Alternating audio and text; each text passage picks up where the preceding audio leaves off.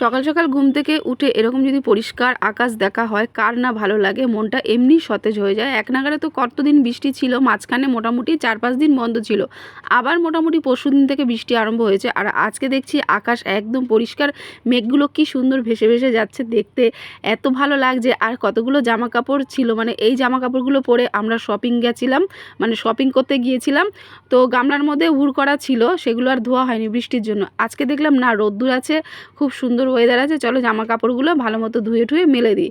এরপর চলে আসলাম সোজা রান্নাঘরের দিকে। সকাল সকালে রান্না বসিয়ে দিলাম, কারণ ছেলে আমার খেয়ে স্কুল যাবে, আর মেয়ের আজকে পরীক্ষা নেই, কদিন মানে ছুটি আছে, আবার শনিবার থেকে পরীক্ষা আরম্ভ হবে, মানে শনিবার পরীক্ষা হয়ে লাস্ট, তারপরে শেষ হয়ে যাবে।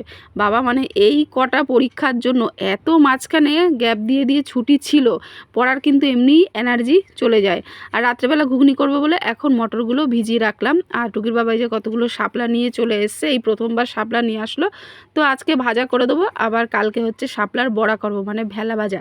সেই ভিডিওটা অবশ্যই তোমাদের সাথে শেয়ার করব যে ভেলা ভাজা কীভাবে করতে হয়। আজকে ভাবছি তাড়াতাড়ি রান্না বান্না শেষ করে তারপরে ব্যাগগুলো নিয়ে বসে পড়বো। আর এই ব্যাগগুলো না খুব তাড়াতাড়ি আমি দিতে চাই, তার কারণ কতগুলো ব্লাউজ রয়েছে সেই অর্ডারে আর কি, এই পুজোর সময় আসলে না কিছু অর্ডার তো পাই, সেইগুলো আমাকে নামাতে হবে মোটামুটি পুজোর আগে, তাদের তো দিতে হবে কারণ পুজোতে তারা পড়বে। এছাড়া নিজের ব্লাউজ রয়েছে, কবে বানাবো, অল্টার রয়েছে, দেখা যাক কবে কি হয়।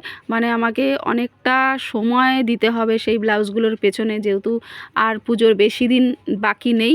তো ওইদিকে রান্নাবান্না মোটামুটি অর্ধেক হয়েছে, এখন ছেলেকে খাই দেই, ওকে স্কুলে নিয়ে যাবো। আজকে আমি রান্না করেছি ডাল, শাপলা ভাজা, এছাড়া আলু ভাতে, মানে সেটাকে ভালো মতো মেখেছি পেঁয়াজ লঙ্কা দিয়ে, আর সাথে মাছের কালিয়া, তো সেটা তো এসেই আমি স্কুল থেকে এসে রান্না করলাম।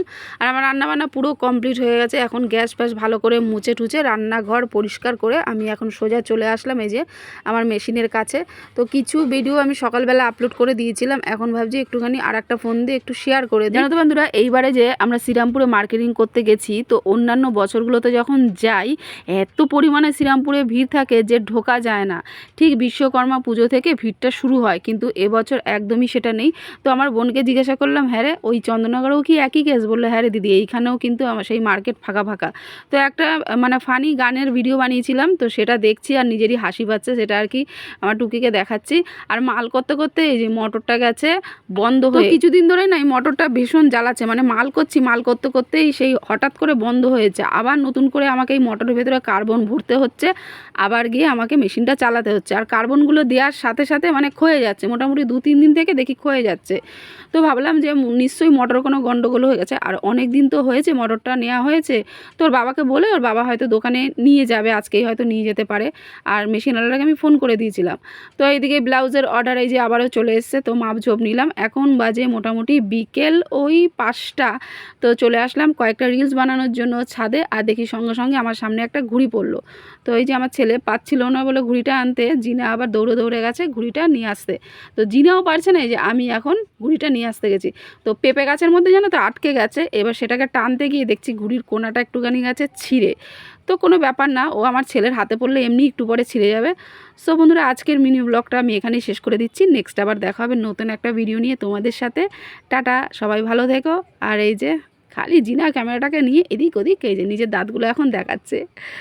সো বাই বাই, হ্যাঁ আবার দেখা হবে।